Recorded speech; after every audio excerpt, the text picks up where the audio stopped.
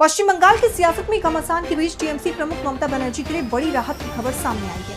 पश्चिम Bengal bar council चुनाव में TMC ने बीजेपी को बड़े अंतर से शिकस्त दी, जिसकी चर्चा तेज है और बीजेपी खेमे में खलबली मची हुई है। तो कितनी सीटों पर टीएमसी ने जमाया कब्जा और क्या है ये पूरी खबर, जानेंगे इस रिपोर्ट। पश्चिम बंगाल में विधानसभा चुनाव के बाद से ही सियासी पारा हाई है। टीएमसी बीजेपी पर पार्टी को तोड़ने के आरोप लगा रही है, लेकिन पार्टी प्रमुख ममता बनर्जी डटकर हर चुनौतियों का सामना कर रही है।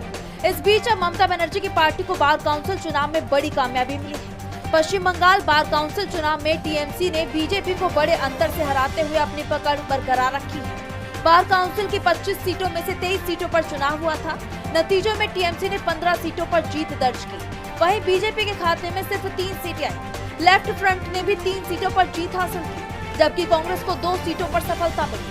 बताया जा रहा है कि इस चुनाव में टीएमसी ने ममता बनर्जी की सिफारिश के आधार पर अपने उम्मीदवार मैदान में उतारे थे। बीजेपी ने 22 सीटों पर उम्मीदवार खड़े किए थे, जबकि लेफ्ट फ्रंट ने 12 सीटों पर चुनाव लड़ा। इसके अलावा 18 निर्दलीय उम्मीदवार भी मैदान में थे। कुल 78 उम्मीदवारों ने अपनी किस्मत आजमाई।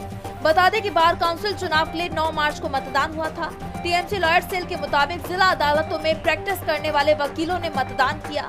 टीएमसी के सुभाषीष चक्रवर्ती सबसे बड़े अंतर से जीतने वाले उम्मीदवारों में शामिल रहे।